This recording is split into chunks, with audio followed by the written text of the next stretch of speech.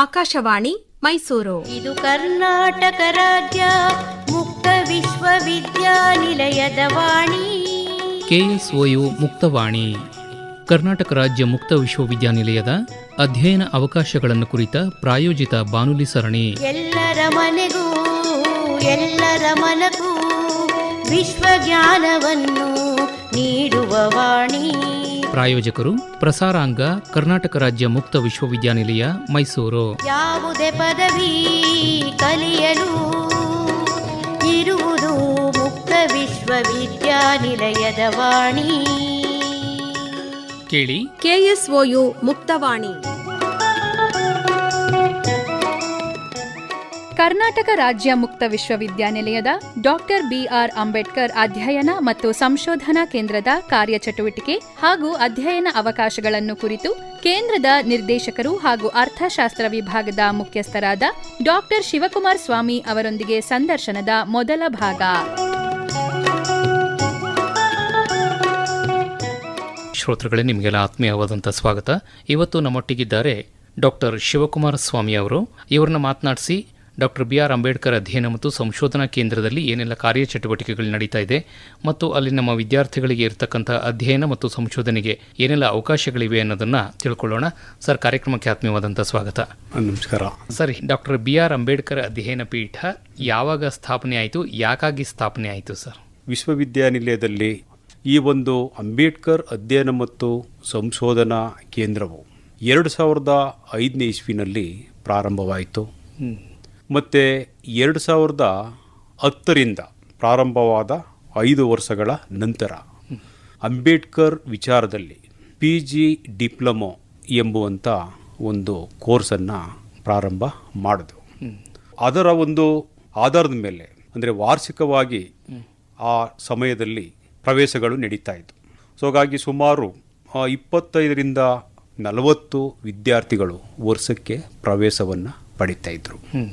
ಕಳೆದ ಒಂದು 3 ವರ್ಷಗಳಿಂದ PG ಡಿಪ್ಲೊಮೊ ಇನ್ ಅಂಬೇಡ್ಕರ್ ಸ್ಟಡೀಸ್ಗೆ ಬದಲಾಗಿ ಆ ಕೋರ್ಸಿನ ಹೆಸರನ್ನು ಆ UGC ನಿಯಮಾನುಸಾರ ನಾವು ಬದಲಾಯಿಸಿದ್ದೇವೆ. ಸೊ ಅದರ ಪ್ರಕಾರ ಆ ಕೋರ್ಸನ್ನು PGCAS ಅಂತ ಕರಿತೀವಿ, ಪೋಸ್ಟ್ ಗ್ರಾಜ್ಯುಯೇಟ್ ಸರ್ಟಿಫಿಕೇಟ್ ಇನ್ ಅಂಬೇಡ್ಕರ್ ಸ್ಟಡೀಸ್. ಅಂದರೆ ಡಿಪ್ಲೊಮಾ ಅನ್ನೋದಕ್ಕೆ ಬದಲಾಗಿ ಪೋಸ್ಟ್ ಗ್ರಾಜ್ಯುಯೇಷನ್ ಸರ್ಟಿಫಿಕೇಟ್ ಅಂತ ಕರಿತೀರಿ. ಅದರಲ್ಲಿ 2 ಹಂತಗಳು ಬರ್ತವೆ ಸರ್. ಒಂದು PG ಲೆವೆಲಲ್ಲಿ ಬರುವಂಥದ್ದು ಮತ್ತು ಇನ್ನೊಂದು UG ಲೆವೆಲಲ್ಲಿ PUC ಬೇಸ್ ಮೇಲೆ ಸೇರ್ಕೊಳ್ಳುವಂಥ ಕೋರ್ಸ್ಗಳಿರ್ತವೆ. ಅಂಡರ್ ಗ್ರಾಜ್ಯುಯೇಟ್ ಡಿಪ್ಲೊಮೊಗಳಿಗೆ ಸರ್ಟಿಫಿಕೇಟ್ ಕೋರ್ಸ್ಗಳಿಗೆ ಸೇರುವಂಥದ್ದು ಇರ್ತದೆ. ಸೊ ಆ ಒಂದು ಹಿನ್ನೆಲೆಯಲ್ಲಿ ಈ ಹೆಸರನ್ನು ಕಳೆದ ಒಂದು 3-4 ವರ್ಷಗಳಿಂದ ಬದಲಾವಣೆ ಮಾಡಿದ್ದೇವೆ. ಇದಕ್ಕೆ ಪ್ರವೇಶ ಪಡ್ಕೋಬೇಕಂದ್ರೆ ಮಾನದಂಡ ಏನು ಸರ್? ಸರ್, ನಮ್ಮ PGCS ಕೋರ್ಸ್ಗೆ ಪ್ರವೇಶವನ್ನು ಪಡೆದುಕೊಳ್ಳುವಂಥ ಸಂದರ್ಭದಲ್ಲಿ ತಮಗೆ ಈಗಾಗಲೇ ಹೇಳ್ದಂಗೆ ನಾವು ಕಳೆದ ಒಂದು 4-5 ವರ್ಷದಿಂದ ವರ್ಷಕ್ಕೆ 2 ಬಾರಿ ಪ್ರವೇಶವನ್ನು ಪಡ್ಕೊಳ್ಬೋದಾಗಿದೆ. ಜನವರಿ ಆವೃತ್ತಿ ಮತ್ತು ಜುಲೈ ಆವೃತ್ತಿಯಲ್ಲಿ ಪ್ರವೇಶವನ್ನು ಪಡ್ಕೋಬಹುದು.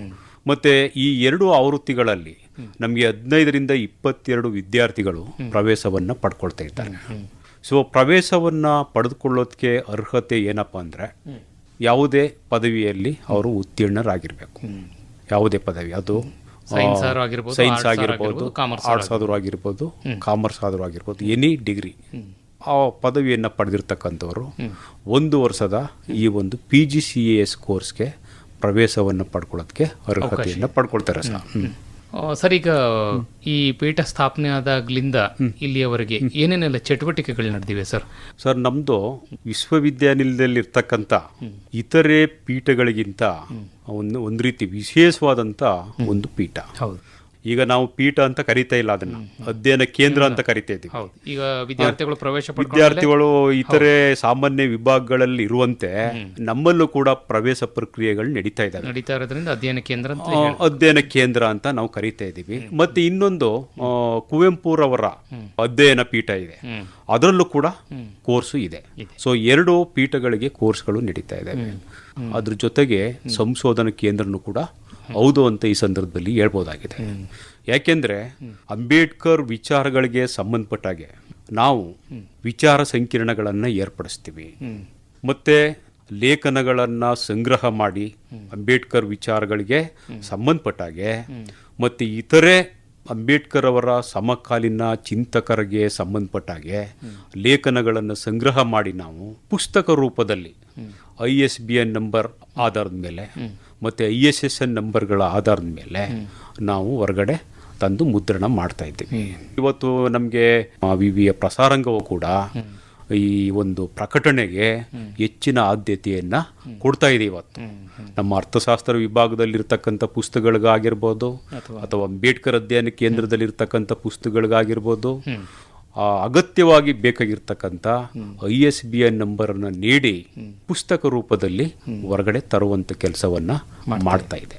ಸರ್, ಈಗ ಈ ಅಧ್ಯಯನ ಪೀಠದಲ್ಲಿ 1 ವರ್ಷದ PGCS ಕೋರ್ಸ್ ಅಂತ ಏನು ಹೇಳಿದ್ರಿ, ಅದಕ್ಕೆ ಪ್ರವೇಶ ಪಡ್ಕೊಂಡು ಅದನ್ನ ಪೂರೈಸ್ಕೊಂಡು ಹೊರಗೆ ಬಂದಂತಹ ವಿದ್ಯಾರ್ಥಿಗಳು ಮುಂದೆ ಆ ಕೋರ್ಸನ್ನು ಆಧಾರವಾಗಿ ಇಟ್ಕೊಂಡು ಏನ್ ಮಾಡಬಹುದು ಸರ್ ಅವರು? ಹೌದು, ಖಂಡಿತ ಇದು ಒಳ್ಳೆಯ ಪ್ರಶ್ನೆ. ಯಾಕೆಂದ್ರೆ ಅಗತ್ಯ ಇರತಕ್ಕಂಥ ಪ್ರಶ್ನೆ. ಇವತ್ತಿನ ದಿನ ಎಲ್ಲ ವಿದ್ಯಾರ್ಥಿಗಳು ಕೋರ್ಸ್ಗಳನ್ನು ಆಯ್ಕೆ ಮಾಡಿಕೊಳ್ಳುವಂಥ ಸಂದರ್ಭದಲ್ಲಿ ಪ್ರಪ್ರಥಮವಾಗಿ ನೋಡುವಂಥದ್ದು ಏನಪ್ಪ ಅಂದರೆ, ಈ ಒಂದು ಕೋರ್ಸ್ ನಾನು ಮಾಡ್ತಾ ಇದ್ದೀನಿ, ಇದು ಏನಾದರೂ ಉಪಯೋಗ ಆಗುತ್ತಾ, ನಮಗೆ ಉದ್ಯೋಗಕ್ಕೆ ಏನಾದರೂ ಅವಕಾಶ ಸಿಗುತ್ತಾ ಅನ್ನುವಂಥ ಒಂದು ಮನಸ್ಸು ಸರ್ವೇಸಾಮಾನ್ಯವಾಗಿ ಪ್ರತಿಯೊಬ್ಬ ವಿದ್ಯಾರ್ಥಿಗೂ ಕಲಿಕಾರ್ಥಿಗೂ ಕೂಡ ಇಲ್ಲಿ ಬರುವಂಥ ಸಹಜ. ನಾನು ಮೊದಲೇ ಹೇಳಿದಾಗೆ ಈ ಸಾಮಾನ್ಯ ವಿಷಯಗಳಿಗಿಂತ ಅರ್ಥಶಾಸ್ತ್ರ, ಇತಿಹಾಸ ಅಥವಾ ಇನ್ನಿತರ ಸಾಮಾಜಿಕ ವಿಜ್ಞಾನ, ವೈಜ್ಞಾನಿಕ ವಿಷಯಗಳು ಇವುಗಳಿಗೆ ಸಂಬಂಧ ಇರುವಂಥ ವಿಚಾರಗಳಿಗಿಂತ ಇದು ಭಿನ್ನವಾದಂಥ ಒಂದು ವಿಷಯ. ಇಲ್ಲಿ ನಾವು ಉದ್ಯೋಗದ ದೃಷ್ಟಿಯಿಂದ ನಾವೇನು ಇಲ್ಲಿ ಮೊದಲನೇದಾಗಿ ನೋಡ್ತಿರ್ಲಿಲ್ಲ. ಈಗ ಅಂಬೇಡ್ಕರ್ ಅಧ್ಯಯನದ ಒಂದು ಪ್ರಮುಖವಾದಂಥ ಉದ್ದೇಶ ಏನಪ್ಪ ಅಂದರೆ, ದೇಶದ ಅಭಿವೃದ್ಧಿಗೆ ಪ್ರಮುಖ ಕೊಡುಗೆಯನ್ನು ನೀಡಿದಂಥ ಮಹಾನೀಯರಲ್ಲಿ ಒಬ್ಬರಾಗಿರ್ತಕ್ಕಂಥ ಸಂವಿಧಾನ ಶಿಲ್ಪಿ ಡಾಕ್ಟರ್ BR ಅಂಬೇಡ್ಕರ್ ಅವರ ವಿಚಾರಗಳನ್ನು ಇಲ್ಲಿ ತಿಳಿದುಕೊಳ್ಬೇಕು ಅಂತ ಅನೇಕ ವಿದ್ಯಾರ್ಥಿಗಳು ಮತ್ತು ಸಮಾಜದಲ್ಲಿರ್ತಕ್ಕಂಥ ಗಣ್ಯರು ಮತ್ತು ನಾಗರಿಕರು ಇಷ್ಟಪಡ್ತಾರೆ. ಸೊ ಈ ಒಂದು ಕಾರಣದಿಂದ ಈ ವಿಚಾರಕ್ಕೆ ಹೆಚ್ಚಿನ ಬೇಡಿಕೆ ಇದೆ. ಮತ್ತು ಉದ್ಯೋಗದ ಹಿತದೃಷ್ಟಿಯಿಂದ ನಾವು ನೋಡೋದಾದರೂ ಕೂಡ ಕಳೆದ 5 ವರ್ಷಗಳಿಂದ ನಮ್ಮ ಸಹೋದರ ವಿಶ್ವವಿದ್ಯಾನಿಲಯವಾಗಿರ್ತಕ್ಕಂಥ ಮೈಸೂರು ವಿಶ್ವವಿದ್ಯಾಲಯದಲ್ಲಿ ಡಾಕ್ಟರ್ BR ಅಂಬೇಡ್ಕರ್ ಸಂಶೋಧನಾ ಮತ್ತು ವಿಸ್ತರಣಾ ಕೇಂದ್ರ ಅನ್ನುವಂಥದ್ದು ಇದೆ. ಅದು ಬಹಳ ಸಕ್ರಿಯವಾಗಿ ಕಾರ್ಯವನ್ನು ನಿರ್ವಹಿಸ್ತಾ ಇದೆ. ಸೊ ಅಲ್ಲಿ ಈ PG ಸರ್ಟಿಫಿಕೇಟ್ ಕೋರ್ಸ್ ಜೊತೆಯಲ್ಲಿ ಅಂಬೇಡ್ಕರ್ ವಿಷಯದಲ್ಲಿ MA ಪದವಿಯನ್ನು ಅವರು ನೀಡ್ತಾ ಇದ್ದಾರೆ. ಸುಮಾರು 40ರಿಂದ 50 ವಿದ್ಯಾರ್ಥಿಗಳು ಪ್ರಥಮ MAಯಲ್ಲಿ ಮತ್ತು ಅಂತಿಮ ಸೆಮಿಸ್ಟರ್ ವೈಸ್ 30ರಿಂದ 35 ವಿದ್ಯಾರ್ಥಿಗಳು ಇವತ್ತು ಪ್ರವೇಶವನ್ನು ಪಡ್ಕೊಳ್ತಾ ಇರ್ತಾರೆ. ಈಗ ಆ ಮೈಸೂರು ವಿಶ್ವವಿದ್ಯಾನಿಲಯ ತನ್ನ ಅಡಿಯಲ್ಲಿ ಬರ್ತಕ್ಕಂಥ ಪದವಿ ಕಾಲೇಜುಗಳಲ್ಲಿ BA ವಿಷಯದಲ್ಲಿ ಅಂಬೇಡ್ಕರ್ ಅಧ್ಯಯನ ಎಂಬುವಂಥ ಕೋರ್ಸನ್ನು ಅದು ಇಂಟ್ರೊಡ್ಯೂಸ್ ಮಾಡಿದೆ.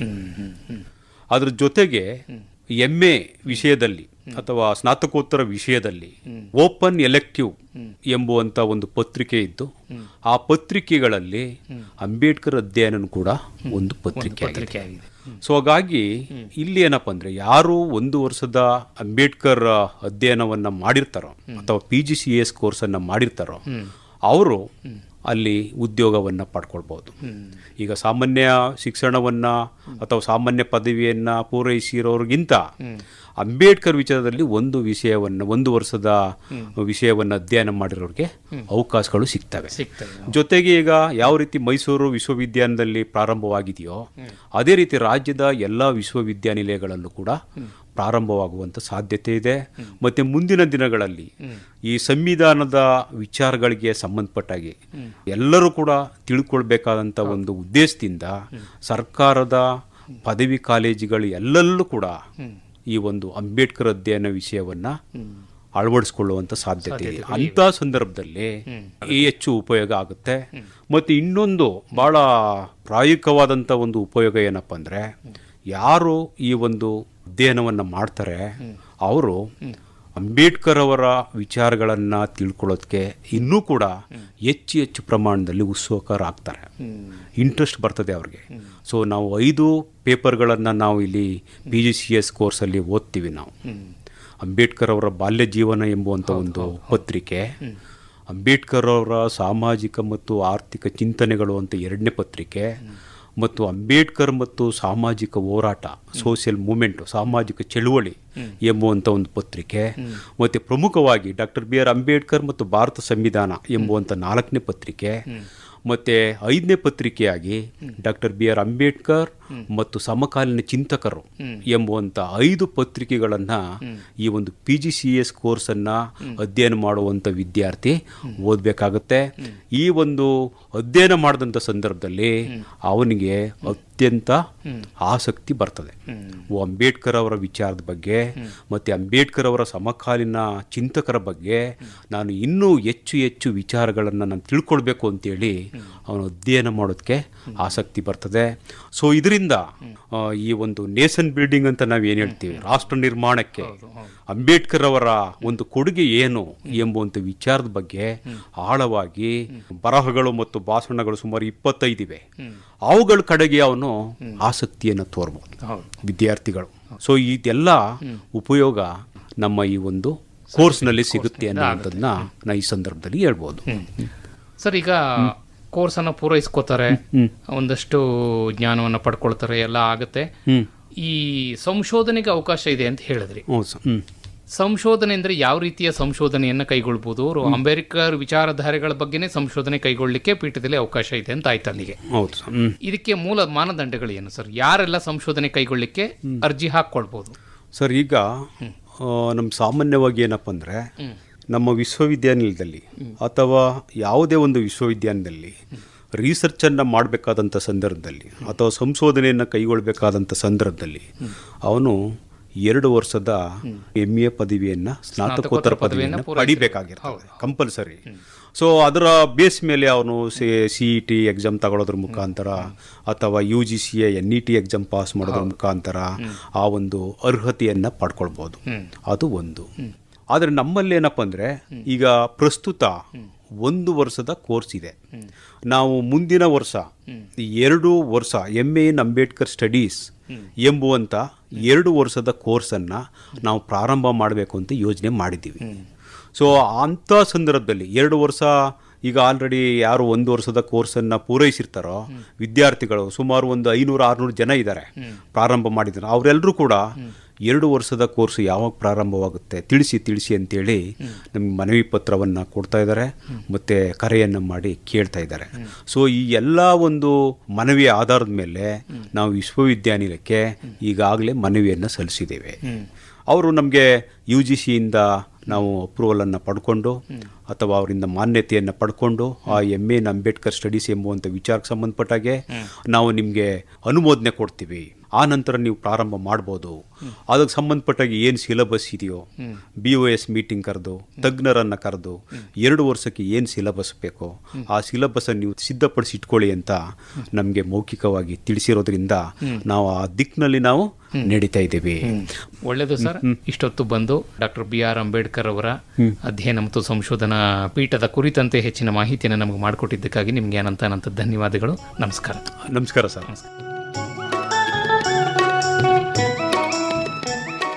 ಕರ್ನಾಟಕ ರಾಜ್ಯ ಮುಕ್ತ ವಿಶ್ವವಿದ್ಯಾನಿಲಯದ ಡಾಕ್ಟರ್ BR ಅಂಬೇಡ್ಕರ್ ಅಧ್ಯಯನ ಮತ್ತು ಸಂಶೋಧನಾ ಕೇಂದ್ರದ ಕಾರ್ಯಚಟುವಟಿಕೆ ಹಾಗೂ ಅಧ್ಯಯನ ಅವಕಾಶಗಳನ್ನು ಕುರಿತು ಕೇಂದ್ರದ ನಿರ್ದೇಶಕರು ಹಾಗೂ ಅರ್ಥಶಾಸ್ತ್ರ ವಿಭಾಗದ ಮುಖ್ಯಸ್ಥರಾದ ಡಾಕ್ಟರ್ ಶಿವಕುಮಾರ ಸ್ವಾಮಿ ಅವರ ಸಂದರ್ಶನದ ಮೊದಲ ಭಾಗ ಕೇಳಿದಿರಿ.